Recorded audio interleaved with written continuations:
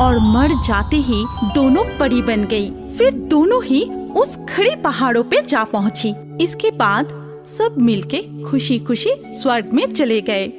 सिंचुला जंगल में बहुत सारे पंछी रहते थे। पॉपी, मुनिया, नैन्सी, राया, ये 4 पंछी सारे पंछियों में से कुछ अलग सी थी। उन चारों में थी गहरी दोस्ती। जंगल के बाकी पंछियों से वो ज्यादा मिलती जुलती भी नहीं थी। वो चारों बहुत ही सुंदर थी। जंगल के सारे पुरुष पंछियों ने उन चारों को बस देखते ही रहता था, उनसे दोस्ती करना चाहता था। लेकिन वो चारों पंछी अपने में ही खेलते थे, घूमते थे, बातें करते थे और इस वजह से जंगल के बाकी पंछियों ने उनको बहुत ही घमंडी समझते थे। सारे महिला पंछी उनके खूबसूरती से जलते भी थे। एक दिन जब पॉपी, राया, नैन्सी और मुनिया जंगल में घूम रही थी, तभी जंगल के बाकी पंछी मिलकर बातें कर रही थी। तभी उनको देखकर टुन्ना ने बोला, अरे देखो देखो वो 4 पंछी। फिर मैक्स ईगल ने बोला, अरे हाँ, पॉपी को देखते ही मेरा तो होश ही उड़ जाता है और मुझे तो राया पसंद है। चलो उनसे थोड़ी बातें करते हैं। ये कह के मैक्स ने पॉपी को नाम से पुकारा और बोला, पॉपी पॉपी देखो मैं तुमसे दोस्ती करना चाहती हूँ। मैक्स की आवाज सुन के पॉपी कबूतर मुड़ के देखी और बोली, लेकिन मैं नहीं चाहती। क्यों नहीं चाहते? मैक्स में बुराई क्या है? कोई बुराई नहीं है, बस मैं नहीं चाहती। ये सुन के मैक्स को बहुत गुस्सा आता है और वो मन ही मन कहता है, इसकी इतनी घमंड, इसको तो सबक सिखाना ही पड़ेगा। और ये सब दूर पेड़ पर बैठी हुई अर्लोसरस देखती है और वो मयूरी से कहती है, तूने देखा मयूरी, मैं इस टुन्ना से दोस्ती करने के लिए बेचैन हूँ, लेकिन ये राया से दोस्ती करना चाहती है और राया की रहते मुझसे टुन्ना कभी दोस्ती नहीं करेगा। मुझे इस राया का कुछ करना ही होगा। तभी वहाँ उल्लू महाराज आता है और कहता है, नैन्सी तुम मुझे बहुत पसंद हो और इस जंगल का पंछी कुल के राजा होने के खातिर मैं तुम्हें रानी बनाने की प्रस्ताव देता हूँ। उल्लू महाराज की बातें सुनकर नैन्सी सालिक कहती है, मुझे माफ करना महाराज, आप मांसाहारी है और मैं कोई मांसाहारी से शादी नहीं कर सकती। क्या तुम्हारी इतनी साहस कि तुम मेरे प्रस्ताव मानने से इनकार कर रही हो? तुम्हें इसकी सजा जरूर मिलेगी। फिर उल्लू ने अपने प्रजा को आदेश दिया, मेरे राज की पक्षी प्रजाओं, नैन्सी को पकड़कर सूली पे चढ़ाओ, ये मेरा आदेश है। तभी थियो कौवा, अल्बर्टो काकातुआ, मैक्स ईगल और टुन्ना मिलकर नैन्सी सालिक को पकड़कर ले जाते हैं। ये देखकर पॉपी कबूतर, मुनिया और राया मैकाऊ विचलित होकर कहती है, नहीं नहीं, ऐसा मत कीजिए महाराज, नैन्सी को छोड़ दीजिए। लेकिन जब सब मिलके नैन्सी को सूली में चढ़ाने ही वाले थे, तभी अचानक से मुनिया उड़ते हुए आती है और खुद सूली पे बैठ जाती है और मुनिया को ऐसा करते देखकर सब चौंक जाती है। तभी नैन्सी चिल्लाती रोती हुई बोली, अरे तूने ये क्या किया मुनिया, क्यों किया? ऐसा नहीं करती तो वो सब तुम्हें मार देती। महाराज की प्रजा तुम्हें छोड़ने वाले नहीं थे और तुम मेरे सबसे प्यारे दोस्त हो। मैं खरी खरी तुम्हें मरते हुए नहीं देख सकती थी, इसीलिए। ये कह के मुनिया ने दम तोड़ दी, लेकिन दम तोड़ते ही वो एक सुंदर सी परी बन गई और एक ऊंची खड़ी पहाड़ों के ऊपर जाके रुकी, जो किसी ने भी नहीं देख पाई। इसके बाद फिर एक दिन मैक्स ने पॉपी के लिए एक फल लेकर आया और बोला, पॉपी आज मेरा जन्मदिन है और मैं सबके लिए फल लाया हूँ। मैं जानता हूँ तुम मुझसे दोस्ती करना नहीं चाहते, लेकिन इस जंगल के सदस्य होने की खातिर मेरे जन्मदिन पर एक फल तो खा सकती हो ना? ठीक है, आज तुम्हारा जन्मदिन है और आज के दिन मैं तुम्हें उदास करना नहीं चाहती। जन्मदिन मुबारक हो। ये कह के पॉपी जब फल को खाने जा रही थी, तभी वहाँ नैन्सी आती है और कहती है, रुको पॉपी, मुझे इन पे विश्वास नहीं है, इसीलिए ये फल पहले मैं खाऊंगी। अगर मुझे कुछ नहीं हुआ तब तुम खाओगे।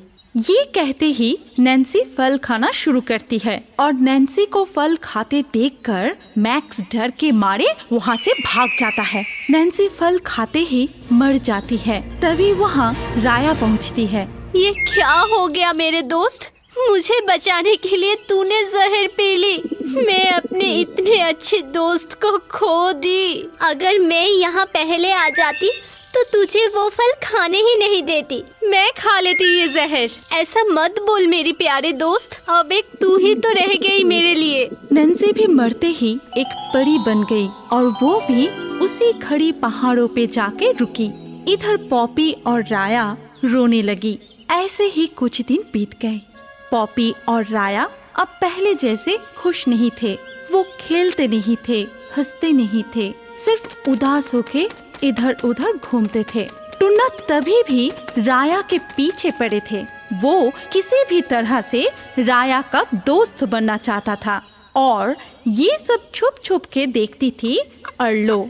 अर्लो जितना देखती थी उतना ही उसके गुस्सा बढ़ जाती थी और वो सारे गुस्सा राया पे निकलना चाहती थी।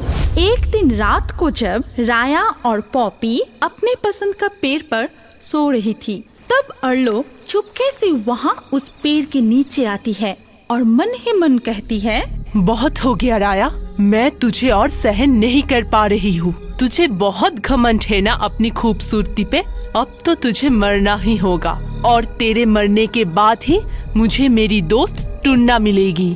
ये कह के अर्लो ने चुपके से उस पेड़ पे आग लगा दिया और उस आग से पॉपी राया को बचाने लगी। तो राया पॉपी को दोनों ने एक दूसरे को बचाते हुए आखिर में दोनों ही जलकर मर गई और मर जाते ही दोनों परी बन गई। फिर दोनों ही उस खड़ी पहाड़ों पे जा पहुंची जहाँ पहले से ही नैन्सी और मुनिया रुकी थी। वो समझ नहीं पा रही थी कि वो चारों परी कैसे बन गई। वो समझ रही थी कि मरने के बाद क्या हर कोई परी बन जाता है। तभी वहाँ भगवान विष्णु आते हैं और कहते हैं, परियों, तुम ये सोचकर परेशान हो ना कि तुम मरने की बाद ऐसे परी कैसे बन गई। असल में तुम चारों देव सखिया थी, लेकिन मेरी श्राप से यहाँ पंछी बनकर जन्मी थी। क्योंकि तुम चारों परी अपनी अपनी खूबसूरती को लेकर हमेशा झगड़ती थी, एक दूसरे को नुकसान पहुँचाने में तुली रहती थी और इसीलिए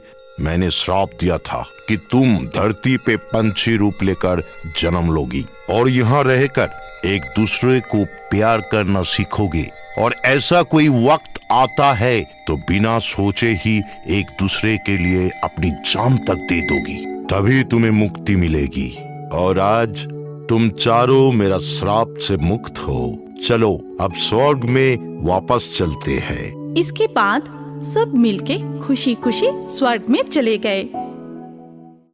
वृंदावन के घने जंगल पे पक्षियों के झुंड में टुन्ना अपनी माँ टुनिया, बाबा टुन्ना और भाई टुनटुन के साथ रहती थी। पक्षियों के झुंड के सारे पंछी आपस में खेलते थे, घूमते थे, बातें करते थे, लेकिन उन सब से अलग थी टुना। वो दिन भर सिर्फ भगवान कृष्ण का ही नाम जप करते थे और टुना को ऐसे देखकर सारे पंछी हंसते थे, उसे पागल समझते थे और उसको चिढ़ाते भी थे। एक दिन जब सारे पक्षियाँ बैठ के बातें कर रहे थे, तभी टुना अकेले ही कृष्ण भगवान के नाम जपते हुए नदी के किनारे पेड़ पर बैठी थी। हरे कृष्णा हरे कृष्णा हरे कृष्णा। तभी एक नन्हा सा बालक अपनी गाय के साथ खेलते हुए उस पेड़ के नीचे आता है। फिर, अरे तुम कौन से पंछी हो जो इतने मीठा से कृष्ण भगवान के नाम ले रहे हो? मैं टूना, लेकिन तुम कौन हो? क्या तुम्हें हम पक्षियों की भाषा समझ आती है? मेरा नाम मुकुंद है और मैं सबकी भाषा समझती हूँ। मेरे दोस्त गाय की भाषा, नाग की भाषा, पंछियों की भाषा, इस नदी की भाषा और हवा का भाषा समझ सकता हूँ। लेकिन तुम इतने अकेले में क्यों बैठे हो? क्या तुम्हारा कोई दोस्त नहीं? मुझे किसी से भी बात करना अच्छा नहीं लगता। मैं तो पूरा दिन कृष्णा भगवान की नाम जपती हूँ और इसीलिए सब मुझे चिढ़ाते हैं, परेशान करते हैं। मुझे बहुत दुख होता है, लेकिन तुमसे बात करने में मुझे बहुत अच्छी लग रही है। ठीक है, तुम मेरे दोस्त गाय से मिलो। ये मेरा दोस्त गाय है, ये हमेशा मेरे साथ ही रहता है। अब चलो, तुम्हें मेरे और एक दोस्त नागराज से मिलवाता हूँ। ये कह के मुकुंद गाय के साथ टूना को लेकर एक गुफा के पास जाता है। फिर नागराज, ओ नागराज, जी प्रभु, क्या आदेश है? इनसे मिलो। ये है टूना, ये हमारा नया दोस्त है। अगर इसे कोई भी परेशानी हो तो तुम जरूर मदद करना। जी प्रभु। इसके कुछ दिन बाद एक दिन टूना जब एक फल खा रही थी, तभी ना जाने कहां से चील आके टूना की फल छीनकर उड़ जाता है और पीछे से सारे पंछी हंसने लगते हैं और चोंच से उसकी पंख खींचने लगते हैं। तभी टूना बहुत रोने लगती है। तुम सब बहुत बुरे हो। मैंने तुम लोगों का क्या बिगाड़ा है? क्यों परेशान करते हो मुझे? टूना जितनी रोते हैं सब उस पे उतना ही हंसते हैं। तो क्या बिगाड़ेगा रे, छोटी सी पागल पंछी? मैं पागल नहीं हूँ, मैं कृष्णा भगवान की भक्त हूँ। और देखना, आप सबको कृष्णा जी एक दिन जरूर सजा देगी। अच्छा, तो हम भी देखते हैं कि इस वक्त को कृष्ण भगवान जी कैसे बचाता है और हमें कौन सा सजा देते हैं। तभी टूना और जोर जोर से रोने लगती है। इधर नागराज को टूना की रोने की आवाज सुनाई देता है। फिर ये तो टूना की आवाज है, वो रो रहा है। कुछ तो हुआ है, मैं जाके देखता हूँ। इसके बाद नागराज वहाँ पहुँच के चुपके से सब कुछ देखता है।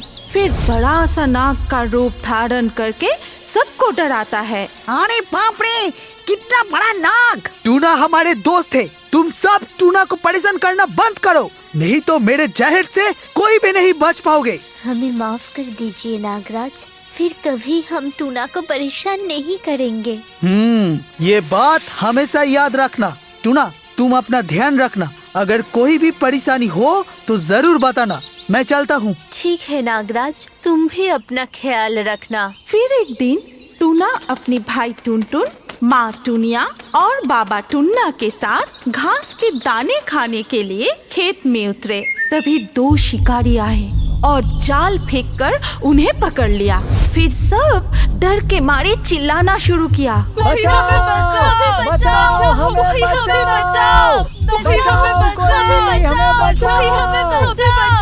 हे कृष्णा भगवान, हमारी रक्षा करो। इन शिकारियों ने हमें बंदी बना ली है, हमें बचाओ भगवान, हमारी रक्षा करो। जितना चिल्ला सकते हो चिल्लाओ, आज हमारे हाथ से तुम्हें कोई नहीं बचा सकता। तभी उस खेत में गाय भी घास खा रही थी और वो उन सबको पकड़ते हुए शिकारियों को देखा। तभी गाय दौड़ती हुई आई और अपनी सींग से जोर जोर से मारने लगी। अरे बाप रे, ये गाय कहाँ से आ गया? लेकिन ये अपने सींग से हमें मार क्यों रहा है? भागो यहाँ से, भागो! बाप रे बाप, ये गाय हमारा पीछा नहीं छोड़ रहा है। इधर मुकुंद आके जाल खोल के सबको मुक्त कर देता है। तभी तुम्हारा बहुत बहुत शुक्रिया मुकुंद, तुमने आज हमें बचा लिया। क्यों ना आते टूना, तुम तो मेरे दोस्त हो और जब एक दोस्त बुलाए तो दूसरा दोस्त उसको मदद करने कैसे ना आए। ठीक है, मैं अब चलता हूँ, तुम अपना ख्याल रखना और जब भी जरूरत पड़े जरूर बताना। इसके बाद मुकुंद और गाय वहाँ से चले जाते हैं। तब से टूना के दिन बहुत अच्छे से काटने लगे। कोई भी उसे परेशान नहीं किया। वो रोज मुकुंद, गाय और नागराज के साथ खेलती थी, बातें करती थी, बहुत खुशी खुशी रहती थी। लेकिन एक दिन टूना डरा हुआ मुकुंद की ओर भागा और वहाँ पहुँच के टूना जोर जोर से कांपने लगी। अरे क्या हुआ टूना, तुम इतने डरे क्यों हो? हाँ हाँ टूना, डरो मत, हमें बताओ क्या हुआ है। एक अजीब सा चीज हमारा पीछा कर रही है। जो पकड़ा गया वही मार रही है। कुछ पता नहीं ये क्या है, कहाँ से आई है।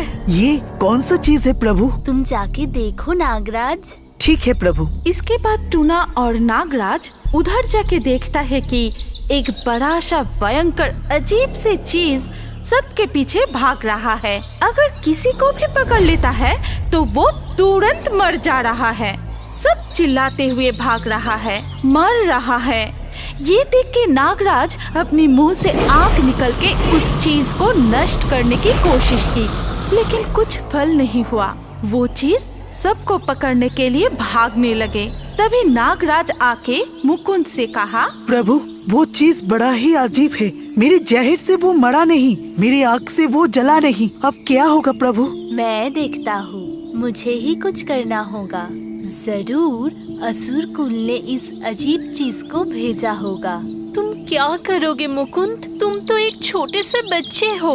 टुन्ना के बात सुन के मुकुंद सिर्फ हंसता है, फिर अपना विष्णु रूप धारण करके कहता है, मैं ही हूँ तुम्हारा भगवान कृष्ण, तुम्हारा दोस्त, तुम्हारा रखवाला। तभी वहाँ उस अजीब सा चीज टूना को पकड़ने के लिए आता है। तभी भगवान अपनी गदा को आदेश दिया, जाओ गदा, उस अजीब सी चीज को मार मार के उसका विनाश करो। जाओ, मेरे आदेश का पालन करो। जथा आज्ञा प्रभु।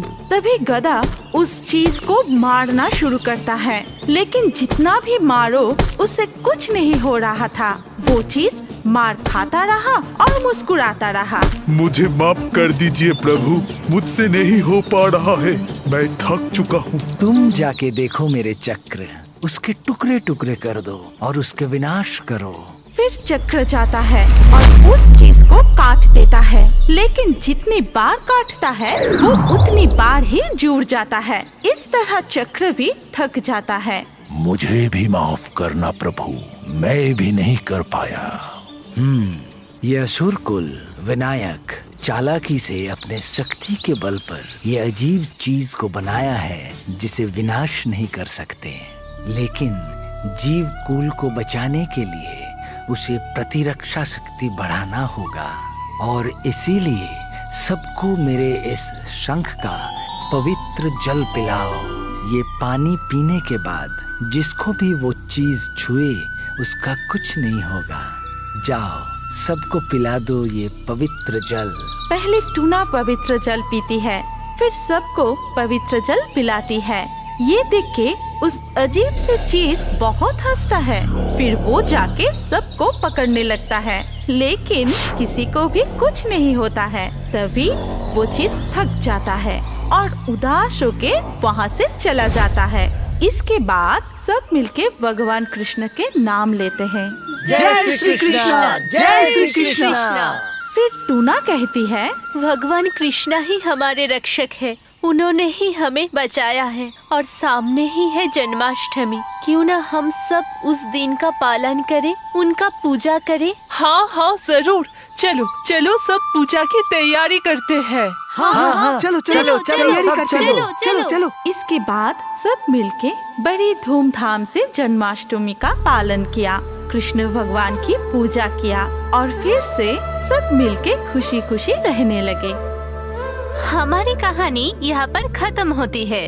अगर आपको ये कहानी पसंद आई तो इस वीडियो पे लाइक जरूर करना। अगर आपके पास कोई पसंदीदा कहानी हो तो कमेंट करके बताएं। सबसे अच्छा कहानी चुन के हम ऐसे ही कार्टून बनाएंगे। और अभी हमारे अगले वीडियो देखने के लिए स्क्रीन के ऊपर इस वीडियो पर क्लिक कीजिए और रियो बर्ड्स के और भी वीडियो देखते रहिए।